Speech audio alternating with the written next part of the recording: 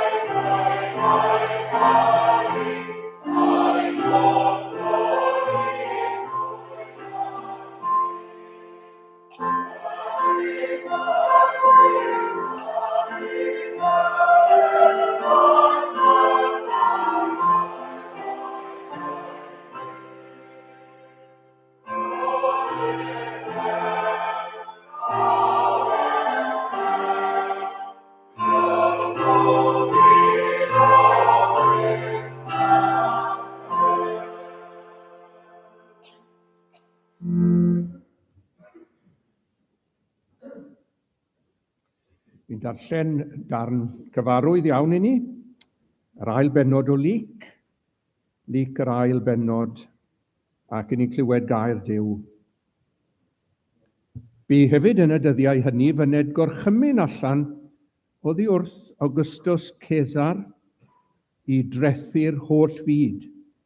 Y trethiad yma a wnaeth bwyd gyntaf pan oedd Cerenius yn rhaglaw ar Syria. A phawb aethant i'w trethu, bob un i'w ddinas ei hun. Joseph hefyd aeth i fyny o Galilea, o ddinas Nazareth i Judea i ddinas Dafydd, yr honna elwyr Bethlehem, am ei fod o di a thylwyth Dafydd. I'w drethu gyda Mair, yr honna ddyweddasid yn wraig iddo, yr honnoedd yn feichiog. A bu tra oeddynt twy yno, cyflawnwyd y dyddiau i esgor ohoni, a hi esgorodd ar ei mab cyntaf anedig, ac ei rhwymodd ef mewn cadachau, ac ei dododd ef yn y preseb, am nad oedd iddynt le yn y llety. Ac yr oedd yn y wlad honno fugeiliaid yn aros yn y maes, ac yn gwyliad ei praidd liw nos, ac wele, angel yr arglwydd a safodd gerllaw iddynt.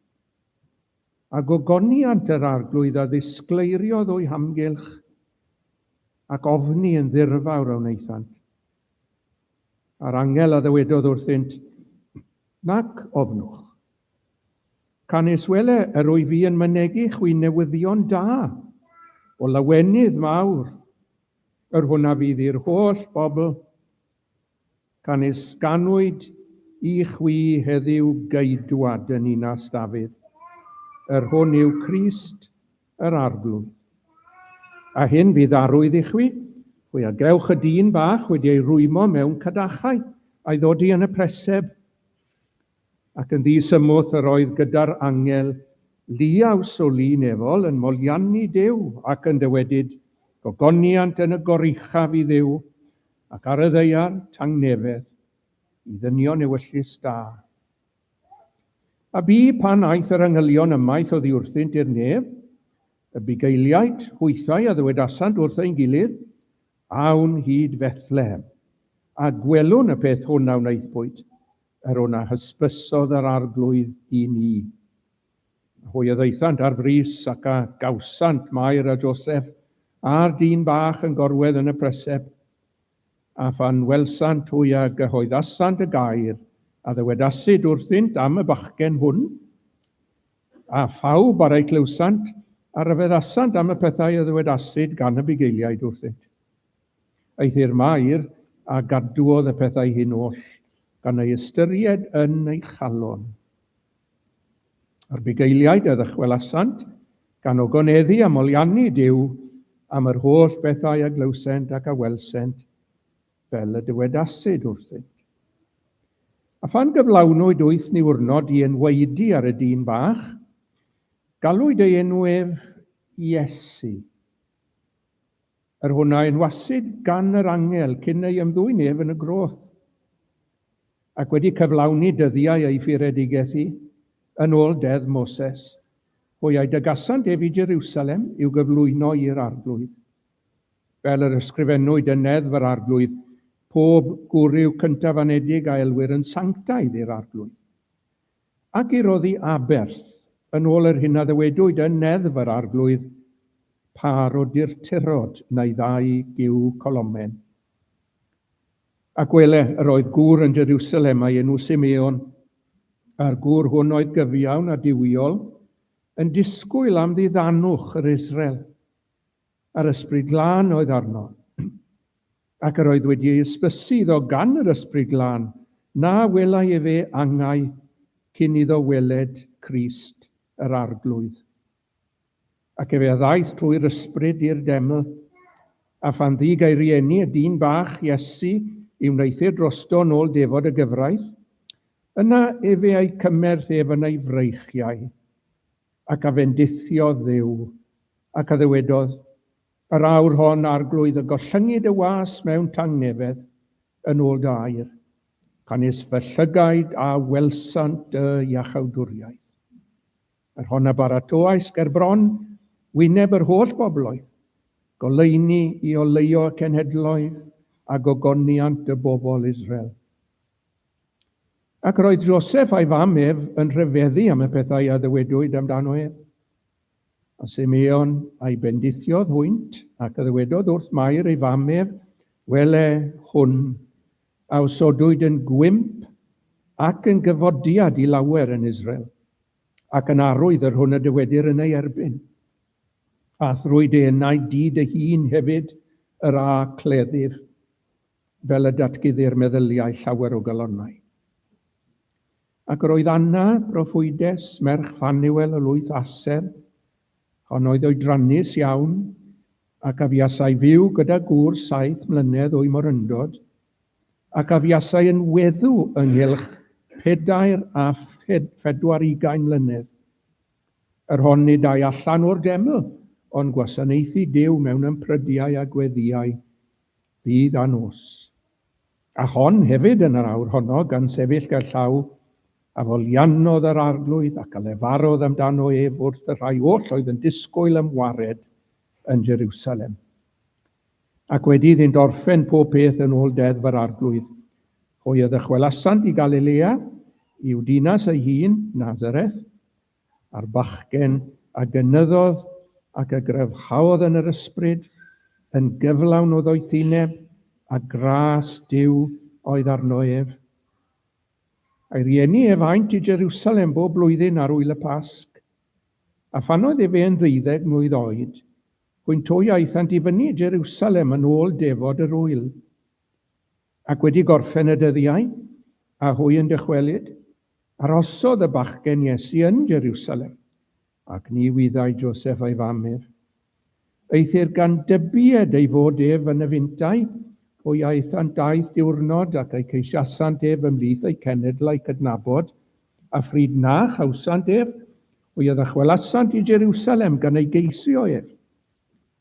A bu ar ôl trydiau gael ohonynt o ef yn y deml, yn eistedd yng nghanol y doctoriaid, gwrando arnynt ac yn ei holi hwynt, a synnu a wnaeth ar bawb ar ei clywsant ef, oherwydd ei ddeall ef a'i atebion. A phan welsant ef, bu aruthr ganddynt. A'i fam a ddywedodd wrtho, fy mab, paham y gwneithos felly a ni? Weled y dad a minnau yn ofidus, ath geith jason di.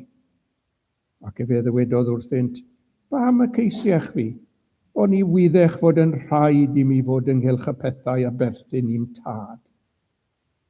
A hwy ni ddeallasant y gair a ddywedasau fe wrthynt. Ac efe aeth i weired gyda hwynt ac a ddaeth i Nazareth, ac a fi ostyngedig iddynt. A'i fam ef a gadwodd yr holl eiriau hyn yn ei chalon.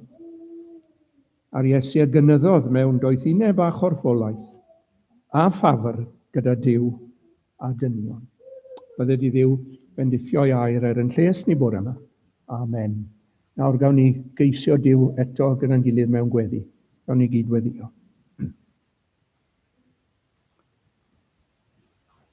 Yn tad nefol, ni'n diolch i ti am gyfle y bore yma i arafu wedi prysurdeb y diwrnodau diwetha yma. Ni'n ymwybodol iawn, Arglwydd, o'r cyngor yn dair di.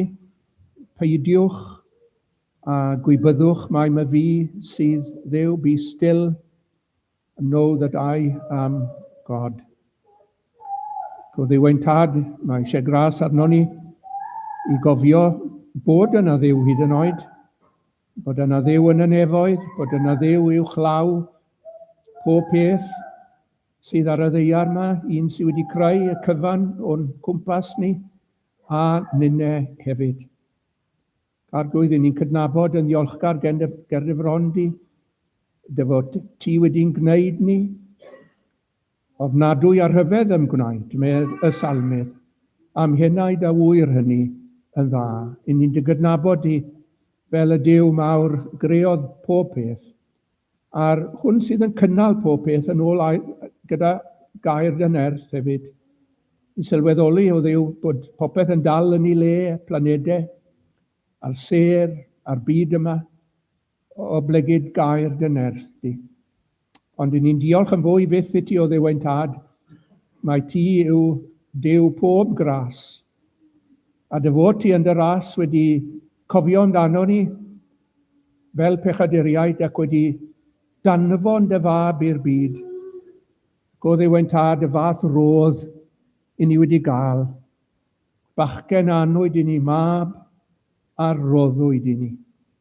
Ac ni'n diolch i ti o ddiwein tad am fodlonrwydd ar arglwydd Iesu Grist, i adael llysoedd yn ef, a gogoniant tragwyddol yn ef, i ddod i ganol byd fel hwn.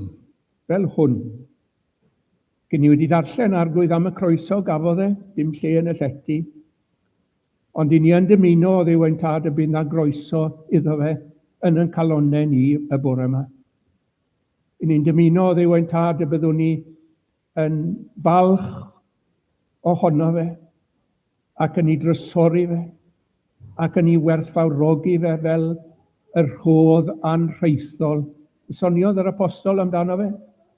Diolch bo i Dduw am ei ddawn, am ei rodd anrheithol, ac ni'n sylweddoli o Dduw, na ellir dweud popeth, gellir ddim treithi pob peth am y person yma, person mwyaf mawr erioed a glywyd sôn, yr enw mwyaf mawr erioed a glywyd sôn. Ond Arglwydd, ni'n diolch i ti bod ni'n gallu dweud rhywbeth amdano fe. Ac ni'n gofyn i ti am ras y bore yma i ddweud yn dda am yr Arglwydd Iesu Grist. Ac y bydd yn calonnau ni'n cael ei gresogi, Arglwydd, wrth i ni'n glywed eto newyddion da amdano fe'n dod i'r byd, i fyw ac i farw yn lle ni ar groes Calfaria.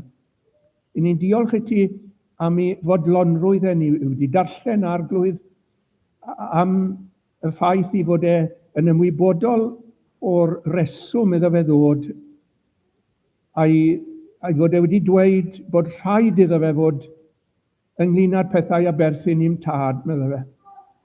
Ac ni'n diolch i ti bod wedi bod yn ffyddlon i'r dasg honno, i'r gwaith a roddwyd iddo. Ac ni'n diolch i ti bod wedi mynnu mynd i'r groes ac bod wedi mynnu marw drosto ni o Dduw ein tad. I ni'n diolch yn fawr i ti bod wedi cael ei atgyfodydd trydydd dydd a'i fod e'n fyw. Yn fyw i ni i gael perthynas gyda ti. Ac ni'n gofyn i ti, Arglwydd, y bydd y berthynas yn cael ei chryfhau yn y flwyddyn sy'n dod, ac y byddwn ni'n dod yn agosach ato fe. Byddwn ni'n dod i'w nabod yn well. Ni'n meddwl am yr apostol Paul a'i uchelgais mawr fel yr adnabyddwydd ef. O Dduw ein tad, trigarhaw wrthon ni yn y flwyddyn sydd yn dod. Ni'n gofyn i ti y bydd hi'n flwyddyn gymeradwy yr Arglwydd. Ni'n gofyn i ti, Arglwydd, y bydd ceithion yn cael ei ryddhau yn y flwyddyn sydd yn dod. Ac byddwn ni'n gallu dweud mewn gwirionedd daeth blwyddyn y ceithion i ganu. Gofyn i ti o Dduw ein tad, y bydd y flwyddyn sydd yn dod dan dy fendith anarferol di. Mae angen dychrynllyd, Arglwydd, am dywalliad yr ysbryd glân arno ni. Ac ni yn cofio hefyd, wrth gwrs, bod ni wedi cael bendithion y flwyddyn hon yn helaeth o thlawdi. Ni'n edrych nôl dros ysgwydd y flwyddyn ac yn gweld bod ti wedi bod yn ffyddlon o Dduw ein tad. Diolch i ti am bob darpariaeth yn y lle hwn, am weinidogaeth y gweinidog. Ffyddlon, Arglwydd, dros y misoedd, yr wythnosau, wythnos i wythnos, a'r cyrdde ganol wythnos ac yn ei fugeilio. Ac ni'n gofyn i ti eto, Arglwydd, i arddel dy faith wirionedd trwy enau fe yn y flwyddyn newydd. Ni'n gofyn i ti i santeiddio'r bobl.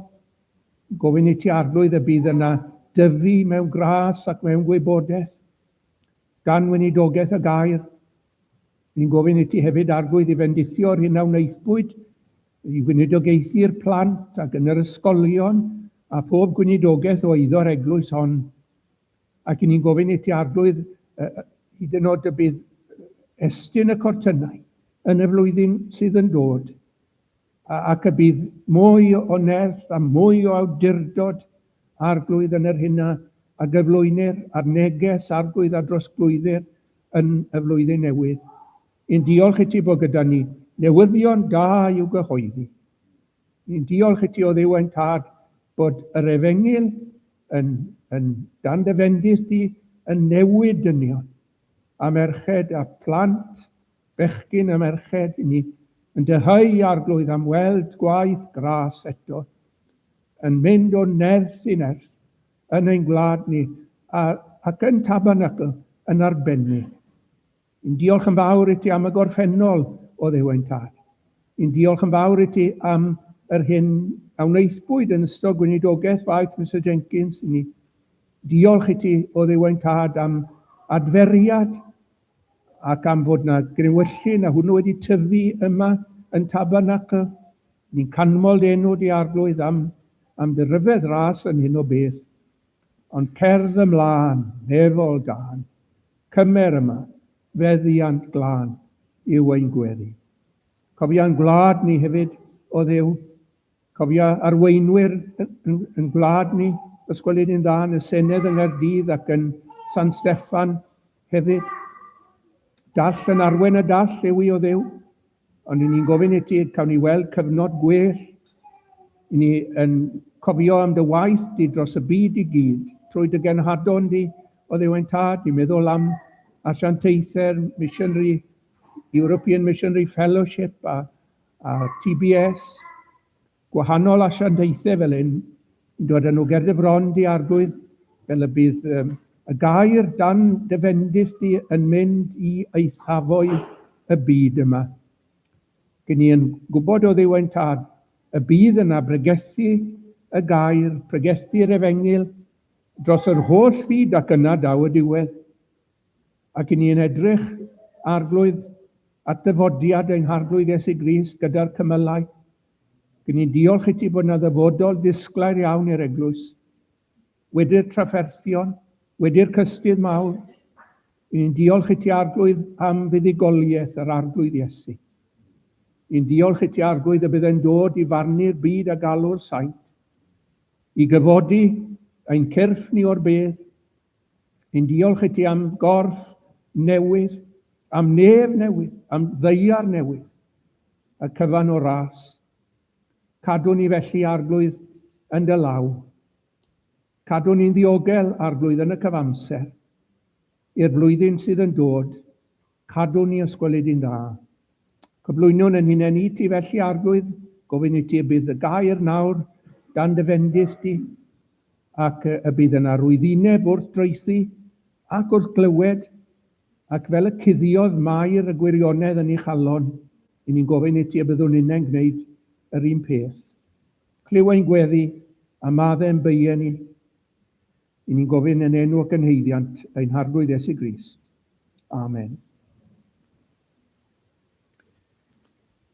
Nawn ni ganu gyda'n gilydd yn y mynd nesaf.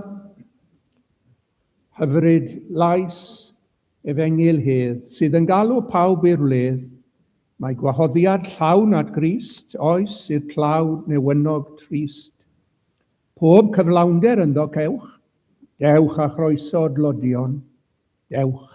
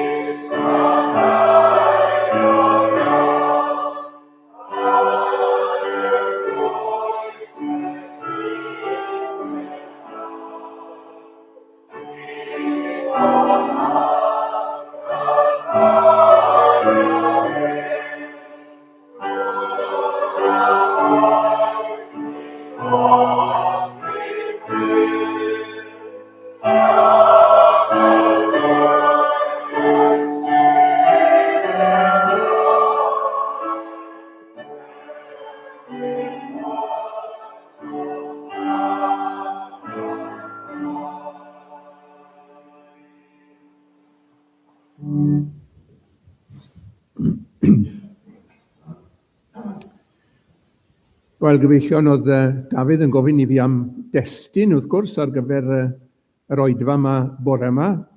Ac mi fethes i roi un adnod iddo fe yn destun, ond mae yna sawl adnod mewn gwirionedd yn y bennod gyfoethog hon, darllenes i, sydd yn heiddi'n sylw ni, ac mi fyddai'n cyfeirio at wahanol agweddau o'r gwirionedd sydd yn y bennod yma. Ond gawn ni ddechrau fel hyn gyda hanes am Spurgeon yn sôn am athro ysgol Sul. Oedd yn trio esbonio i'w ddosbarth o fechgyn beth oedd gras. A beth nath oedd tynnu watch air o o boced I wasgod. A dangos y watch air yma i'r boes oedd yn y dosbarth ysgol Sul. Ac fe ddwedodd wrthyn nhw bod e'n folon rhoi'r watch iddyn nhw.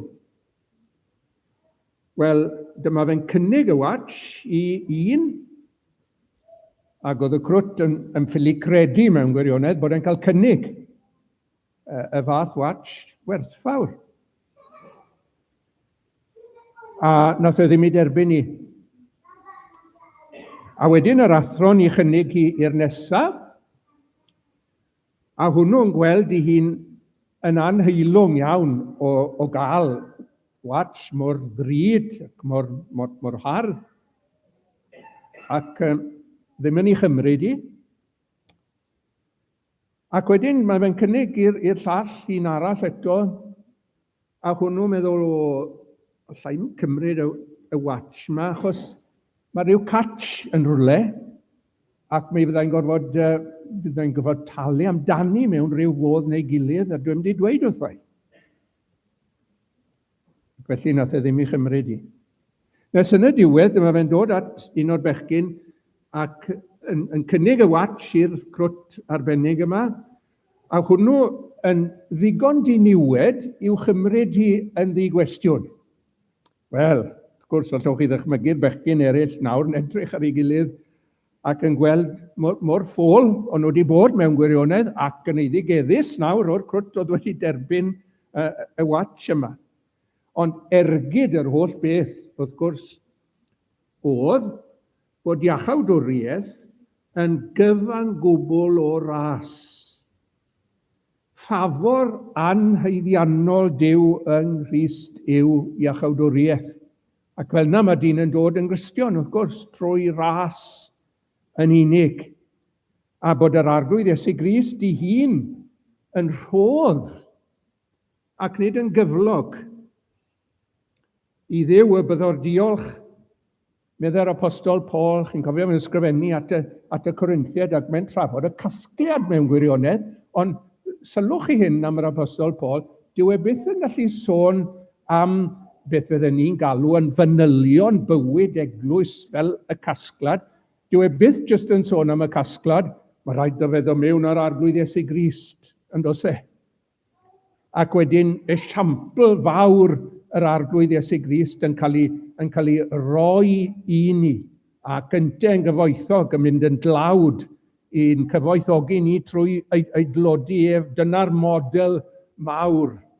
Ac wedyn mae'n gallu dysgu pethau ymarferol fel rhoi a chyfrannu ac yn y blaen o'r model mawr yma, bod Duw wedi rhoi I fab ac mae'n torri mas I ddiolch, yn dweud, I Dduw bod diolch am ei ddawn, am ei rodd anrheithol.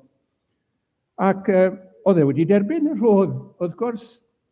Oedd e wedi derbyn y rhodd, mae'n amlwg, oedd e wedi anwesu'r rhodd fel y crwt na, chi'n bod, yn ddigon diniwed mewn ffordd, I dderbyn beth oedd yn cael ei gynnig iddo fe, yr apostol Paul, yr un fath, ac oedd e wedi anwesu'r rhodd yma, yr arglwydd Iesu Grist yn llawen ac yn ddiolchgar amdano fe. Ac felly mae pob credadun mewn gwirionedd. Dyma lais yr eglwys I chi, dyma lais pob gwir Gristion, bachgen a aned I ni, mab a roddwyd I ni. Sylwch, rhodd yw'r arglwydd Iesu Grist. Bydd rhaid I ni weithio amdano fe, bydd rhaid I ni fod yn deilwng honno fe ac yn drechu fod yn deilwng mwyn I ni gael y rhodd yma. Bydd rhaid I ni gymwyso'n unen a diwygio a gwella a phrofi'n unen yn deilwng honno fe. Naddo, rhodd o dde, rhyfedd ras. Nawr mae'r bennod yma, bennod gyfarwydd iawn I ni, yn dangos yn eglur iawn I ni y gwahaniaeth sy'n rhwng gras ar un llaw a gweithredoedd ar y llaw arall, rhwng rhodd rhad a chyflog, rhwng deddf ac efengyl. Ac os bydd y gwahaniaethau yma nawr yn glir yn yn meddyliau ni, mi fydd o gysur mawr i ni, chi'n gwybod. Po gliria fydd y gwahaniaethau yma mwyaf hapus a mwyaf dedwydd fyddwn ni fel credinwyr. A dyna sydd gen i mewn golwg bore yma, dedwyddwch pobl Dduw, eich dedwyddwch chi, eich hapusrwydd chi yng Nghrist. Fi'n teimlo bod fi wedi cael yn siarso gan yr arglwydd, chi'n gweld, i gysuro pobl Dduw. Cysurwch fy mobl medd eich Dduw. Wel, beth bynnag arall mae'r arglwydd wedi rhoi fi wneud, dwi'n teimlo mai hynny yw busnes i. Yw'ch cysuro chi. Wel, dewch i ni gyntaf felly, ystyried 3 sydd yn gofyn ac yn hawlio ac yn wir yn mynnu rhywbeth o'n heiddo ni yn y benod. A'r cyntaf yw Cesar. Gath gorchymyn oddi wrth Augustus Cesar, y merawdwr Rhufain, wrth gwrs, ac mae Cesar yn cynrychioli awdurdod sifil, awdurdod gwladol, brenhinoedd a phawb sydd mewn awdurdod, mae'n cynrychioli ar awdurdodau goruchel, the powers that be, ynadon, ac mae'r ynadon, mae'r ynad, y magistrate, yn weinidog Duw. Dyna ddysgeidiaeth gair Duw. Dyw bobl mewn llywodraeth, cabinet ministers, pam ni'n defnyddio'r gair ministers? Wel, o'r sgrythyr, maen nhw wedi cael ei ordeinio gan Dduw. Dyn nhw'n sylweddoli hynny mwy na thebyg o bethau'r byd yma. Ond maen nhw wedi cael ei ordeinio gan Dduw i gadw cyfraith a threfn. Nawr, beth wnaeth Cesar fan hyn? Wel, trethu. Dyna beth wnaeth Ac oedd gydag y hawl i drethu, rhyw fath o gyfrifiad, census, gyda golwg wedyn ar drethu yr holl fyd Rufeinig. Dyna sydd gyda ni yma. Ond yr hyn daliodd yn sylw i, oedd y gair yma trethu. Trethu. Ac yn ni'n defnyddio'r gair i ddynodi unrhyw ofynion trwm sy'n cael ei roi arno ni mewn gwirionedd, ac ni'n gweud am ambell i beth, am ambell i brofiad, oedd e'n dref arna. It taxed me. Fe gymrodd rhywbeth mas yno. Ac fe ath am amser i falle am egni, fe wasgodd arna, oedd e'n dref arna. Nawr, yr rhaid dweud eto, oedd gan Cesar hawl i drethu. Mae gan Cesar heddi, yr awdurdodau goruchel, hawl i ofyn am gyfran o'n hincwm ni.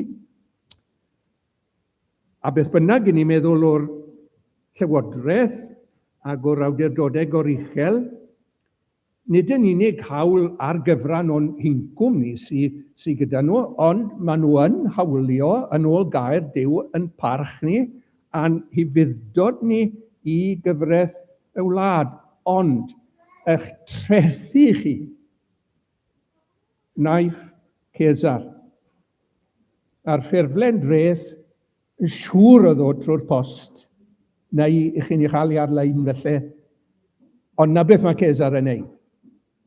Rhoi treth arno chi.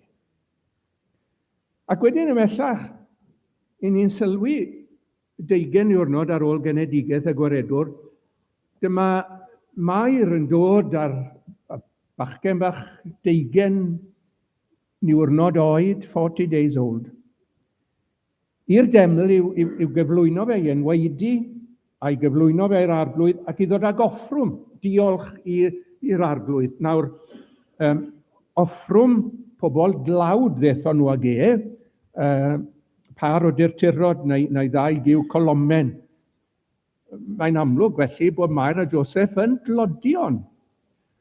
Ond pa mor dlawd bynnag o'n nhw, oedd deddf Duw yn ôl Leviticus, 12 benod, 6 adnod ac ymlaen, yn hawlio offrwm.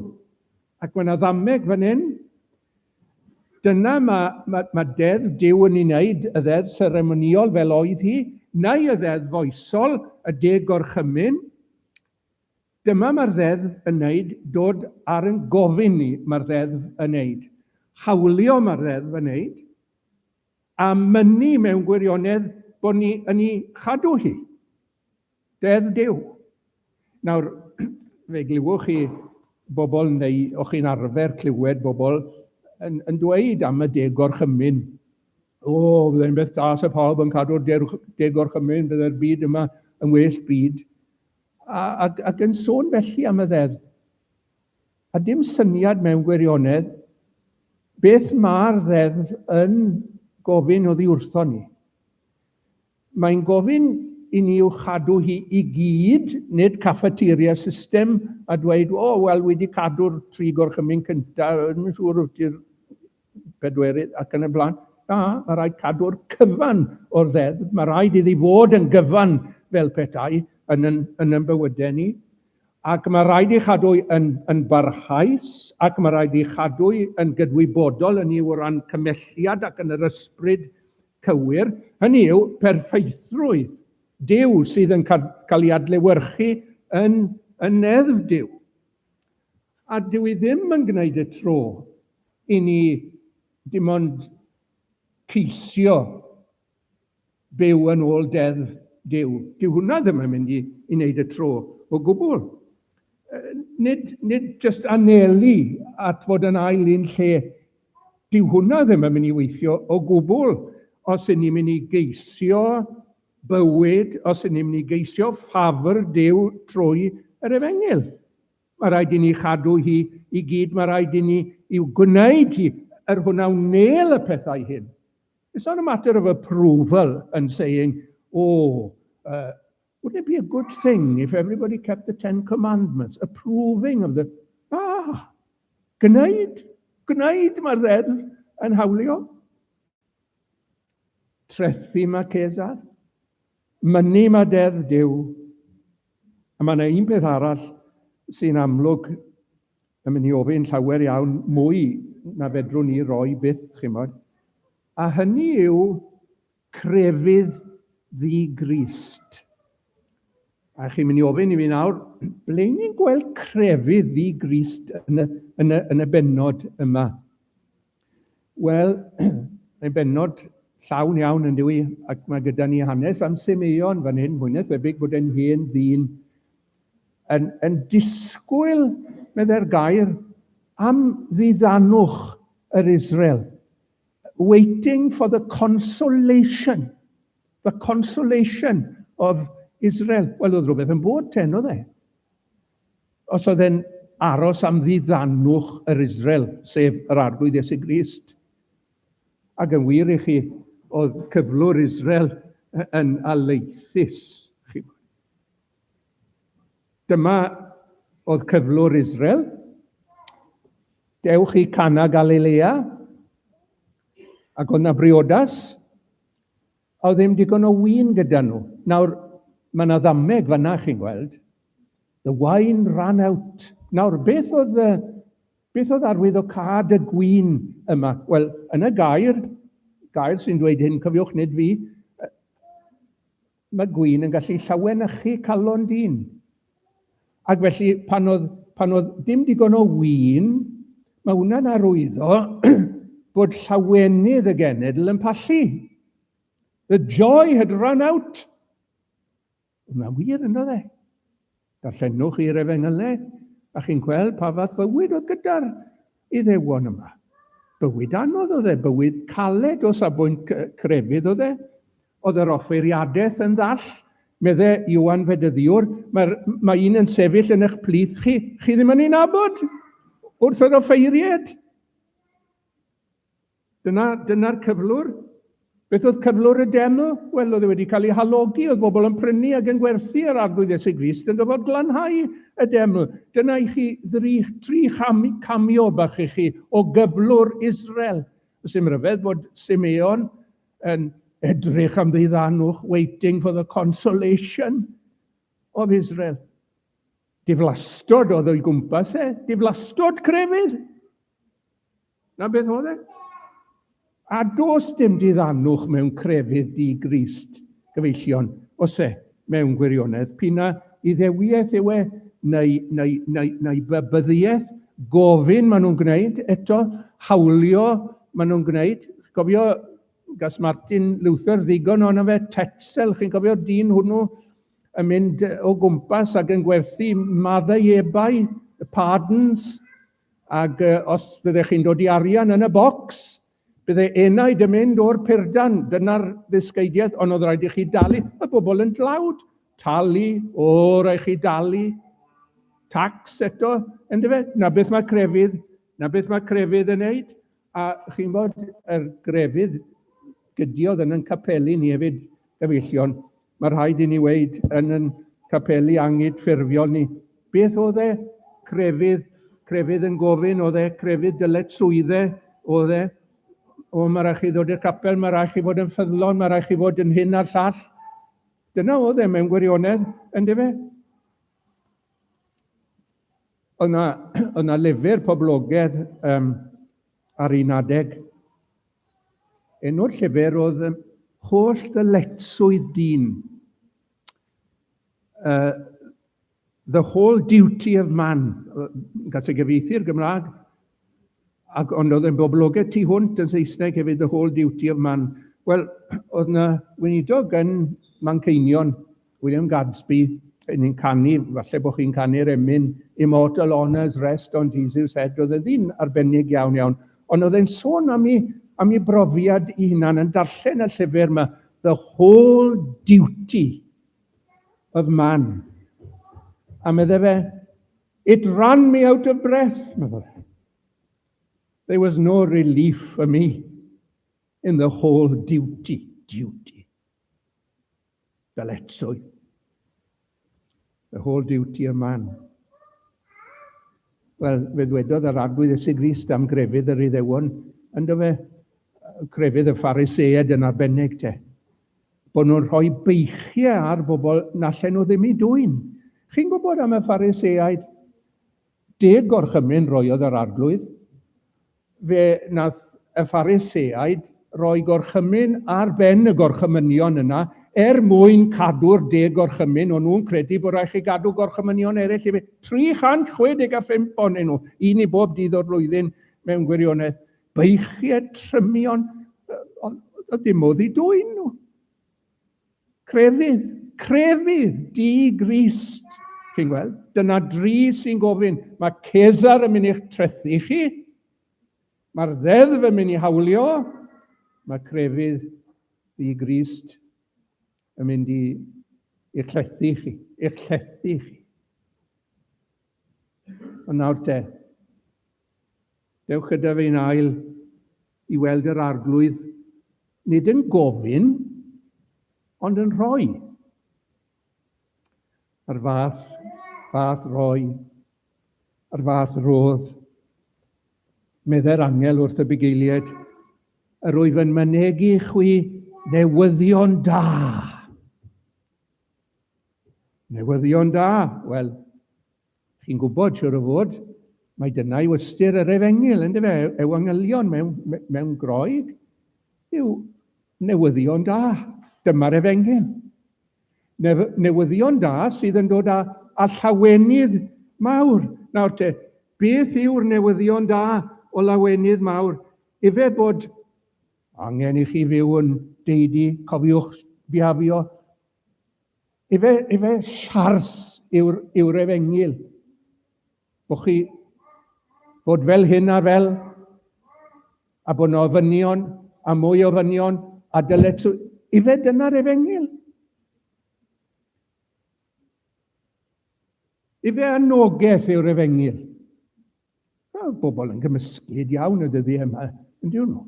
Ynglŷn â beth yw'r Efengil, falle rai Crysogion, hyd yn oed. Ife'r bregaeth ar y mynydd? Gair Duw yw e. Gair yr arglwydd Iesu Grist yw e. Ond, ife dyna'r Efengil? Bod ni fod fel hyn ar fel? Na, nid dyna'r Efengil. A does na ddim unrhyw amheuaeth fan hyn, chwaith nag amwysedd ynglŷn â'r Efengil. Dyma hi, Canis ganwyd i chwi heddiw, geidwad yn Ninas Dafydd, yr hwn yw Crist yr arglwydd. Nid anogaeth i chi wneud dim byd, nag i fod yn unrhyw beth, ond beth mae Duw wedi wneud. Dyna'r efengyl. Dyna'r efengyl. Allen ni aros gyda pob gair fyna. Yn gallen ni ganwyd, ffaith. Nid syniad yn ymhen ni yw'r efengyl, na syniad neb arall. Nid amcaniaeth yw e, ond ffaith hanesyddol. Ganwyd. I chwi i'r bugeiliad i ddechrau, a pwy o'n nhw? Bobl gyffredin. Doedd ddim statws uchel i'r bugeiliad yma o gwbl. Os o'ch chi'n fugel, gallech chi ddim rhoi tystiolaeth mewn llys barn, ond nhw'n cael ei ystyried yn respectable hyd yn oed. I bobl gyffredin, i bechaduriaid. Ganwyd i chwi. Heddiw. Yn Ninas Dafydd, oedd e'n mynd i fod yn frenin te, yn oedd e? Yn llinach Dafydd frenin, yn oedd e? Ac oedd e'n mynd i weini, holl gysuron brenhiniaeth Dafydd, the sure mercies of David, oedd e'n mynd i gyfrannu rheini, yn oedd e? Trigaredd e, yr arglwydd, canis ganwyd i chwi heddiw, geidwad i ni'ch cadw chi. A'r newyddion da, gyfeillion. Cadw chi rhag beth, rhag uffern, rhag distryw, rhag gosb, tragwyddol. Dyna'r newyddion da. Rhag Satan, rhag y byd, rhag dominyddiaeth ac arglwyddiaeth y cnawd arno ni, ac arglwyddiaeth pechod arno ni. Mae'n mynd i'n cadw ni, mae'n mynd i'n achub ni. Na'r newyddion da, yr hwn yw Crist. Beth yw Crist? Y Meseia, yr eneiniog. Ac fe gafodd yr arglwydd Iesu Grist i eneinio gan yr Ysbryd Glân yng Nghrwth Mair. Dyna'r eneiniad cyntaf, gafodd eneinio wrth iddo fe gael ei fedyddio. Dyna eneiniad arall, yr Ysbryd Glân yn disgyn arno fe. Wedi iddo fe orffen ei waith, ac wedi gael ei ddyrchafu nôl i'r nef. Fe gafodd yr Ysbryd Glân eto yn wobr gan Dduw y Tad am gyflawni'r gwaith ac am ei orffenau. A beth nath e gyda'r Ysbryd Glân, oedd wedi cael oddi wrth y Tad, ond i roi e'r eglwys ar ddydd y Pentecost. Yr eneiniog, yr hwn yw Crist, yr arglwydd, mae'n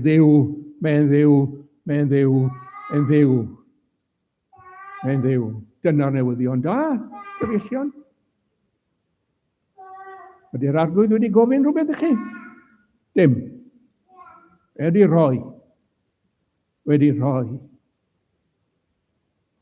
A Iesu Grist ei hun pan ddath e, dod i roi nath e, yn ei fywyd pan nath e trwy Samaria, chi'n bod.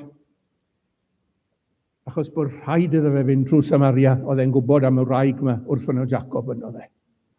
A dyma pwyntiad wneithbwyd yn rhagwyddoldeb cael ei gadw gan yr arglwydd Iesu Grist. O, so ti'n gwybod am ddawn Duw, meddai wrth y wraig yma. Beth yw dawn rhwng? So ti'n gwybod beth sta fi roi i ti, meddai. Y dŵr bywiol yma. O, oedd hi wedi bod yn ceisio satisfaction yn oedd hi trwy berthynas gyda un dyn ar ôl y llall, fel sy'n digwydd, wrth gwrs. Heddi. Ac wedyn mae'r arglwydd Iesu Grist yn dod ac wedyn dweud, roi ei ddŵr bywiol i ti, Ysbryd Glân. Eto, dod i roi, nath yr arglwydd Iesu Grist. I chi'n gweld yn ei fywyd yn rhoi o'i gyneddfe, mae'n defnyddio popeth sy'n gydag mwyn i bobl yn diwe. I draed i fynd trwy Samaria, i ddwylo be gymrodd y plant. Na chi, olygfa hyfryd, iawn, yn diwy. Yr arglwydd Iesu Grist yn cymryd i'w freichiau y plant ac yn ei bendithio nhw, defnyddio i ddwylo i wneud hynny. A'i lyged wedyn oedd y disgyblion ar y môr Galilea, chi'n cofio, yn y nos, ond mae'r arglwydd Iesu Grist yn ei gweld nhw yn ei trafferthion, chi'n gwybod. Ac yn mynd ati nhw, wrth gwrs. Hyd yn oed i boer, mae'r arglwydd Iesu Grist yn defnyddio poer, cymysgu'r poer gyda'r clai, i wneud clai. i eneinio llygad y dyn dall. Hyd yn oed i anadl, dyma fe'n anadlu ar y disgyblion. Ac yn dweud, derbyniwch yr ysbryd glân, bydde fe, wrthyn nhw. Ond yn y diwedd, chi'n bod, nid agweddau o'i hunan roiodd yr arglwydd Iesu Grist. Nid dim ond rhai o'i gyneddfe roiodd yr arglwydd Iesu Grist, ond i hun ar groes Calfaria. Gorff ac yn enaid. Yn gnawd ac yn waed. Roddodd y cyfan yn dod. I hun. Lle ni edrych yn y gair am y geiriau yna, ei hun. Unwaith yn niwedd y byd yr ymddangosodd ei fe i ddileu pechod trwy aberthu i hun.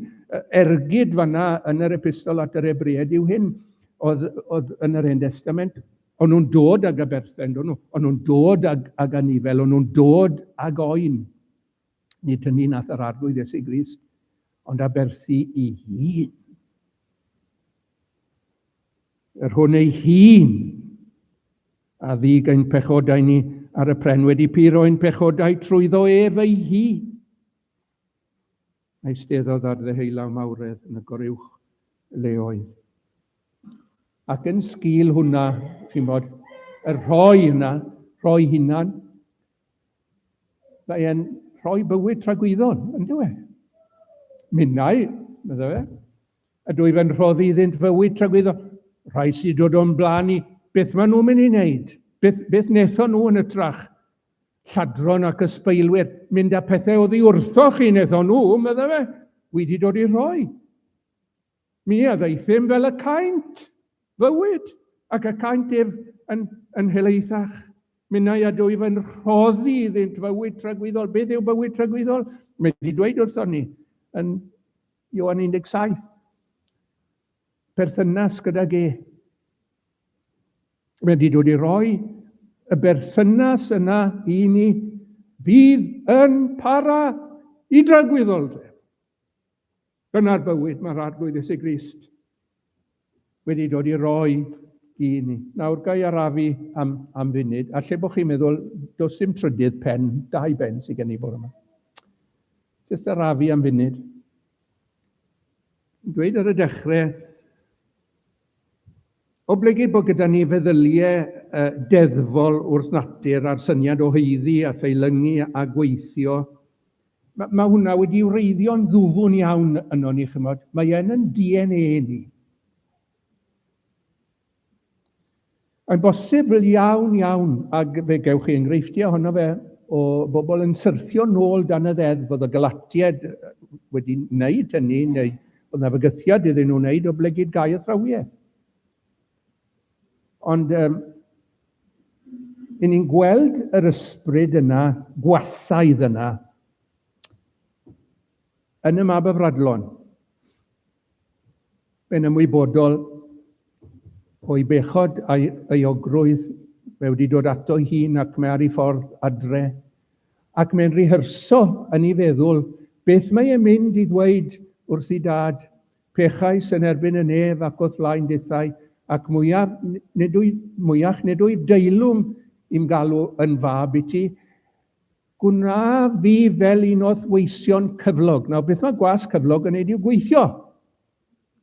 So pam ddau'n dod gatre, oedd wedi meddwl yn ei feddwl ei hunan, pam ddau'n dod gatre, fydd rhaid i fi fy hunan wneud iawn am yr holl anibendod, am yr holl afradlonedd, am y gwastraff. Bydd rhaid i fi i weithio y ffordd nôl i ffafor yn had. Wel, pan dath e adre, wrth bod e'n siarad ei dad, fi oedd e ddim sôn am bod y was gyflog o gwbl yn fe. O wy'n hoff iawn o beth wedodd Spurgeon. The father stifled that bit of legalism with a kiss. Wel, oedd e'n gweld pan gusanodd ei dad a wi ddim am roi gwers groeg i chi, ond mae'r ferf yna dechrau gyda cata. Mae cata'n golygu lawr, Ac mae'n golygu dwyster, ac felly allwn ni gasglu yn deg bod y tad wrth syrthio ar wddfi fab wedi gusanu fe, a'i gusanu fe, a'i gusanu fe.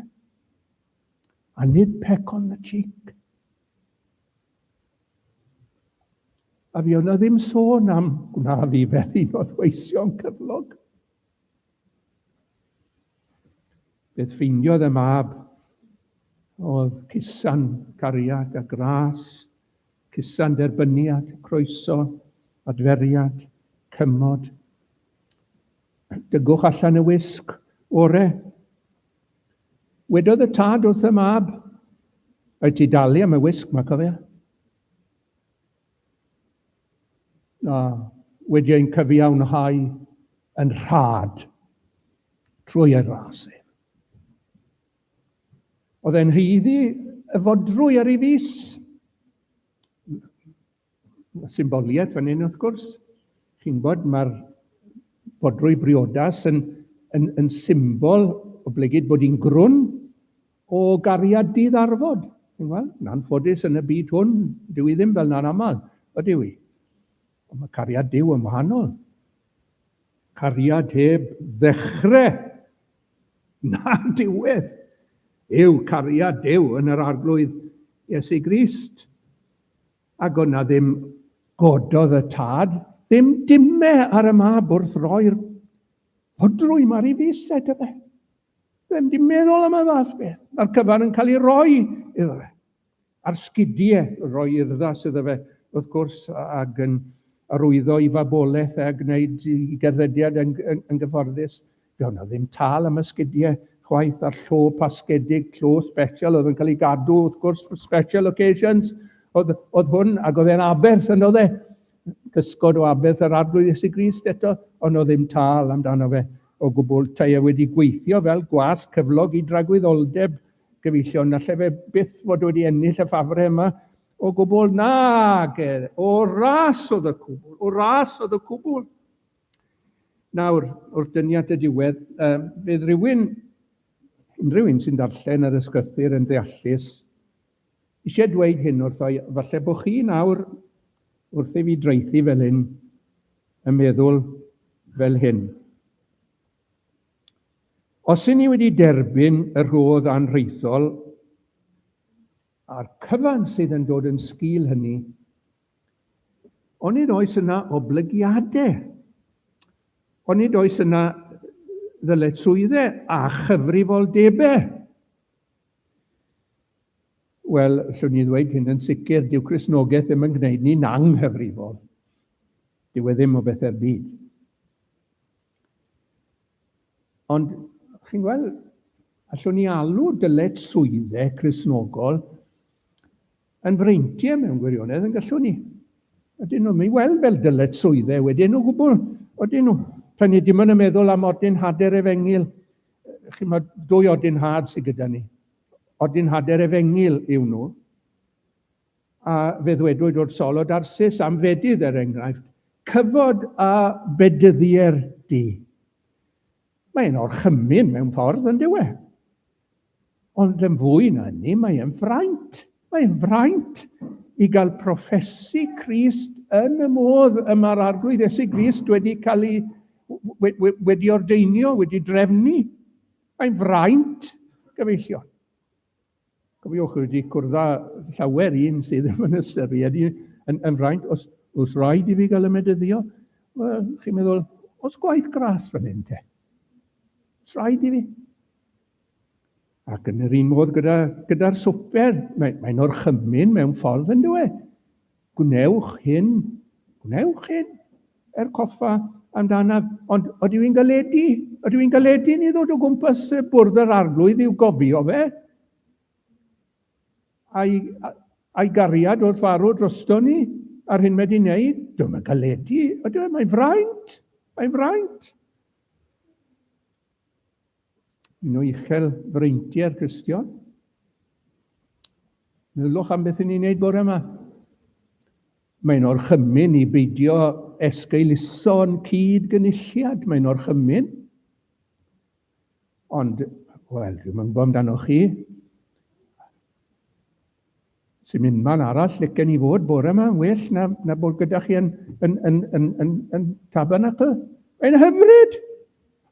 I cofio Mr Jenkins yn dweud, gos gyfnod o salwch, ac oedd e'n gallu dod i'r Oedfa, oedd e'n gallu eistedd yn y gynulleidfa, ond oedd ddim digon hwylus i bregethu. A fi'n cofio un o'r gynulleidfa'n dweud wrtho fe, ie, sy'n rhaid i chi ddod nawr, chi bod yn dost. Ie, wi moyn dod, medda fe. Oedd yn concept. Oedd yn cael ei ddeall. Wi moyn dod. Braint. Yw cael cymdeithas gyda'r saith. Dwi'n hyfryd. Mae'n hyfryd yma bod. Braint. Gwyn eich bydd chi gyfeillion, os fedrwch chi wahaniaethu bore yma rhwng deddf ac efengil, rhwng rhodd a chyflog, ffydd a gweithredoedd. Mae'r cyfan yn economi diw, chi'n gweld, mae gwaniaeth rentyn nhw, mae distinctions. A mwynhewch bore yma rhad ras. Mwynhewch. Mwynhewch yr rhodd anrheithol mewn i'r flwyddyn newydd. Bendith yr arglwydd arnoch chi. Amen.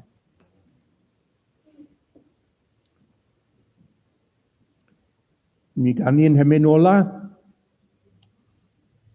hymyn gomer, mi af at borth y nef, am bendith fwyaf bod mae'r brenin mawr ei hun yn ceisio gennyf ddod.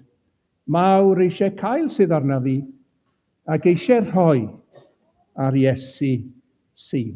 Hymyn hyfryd iawn.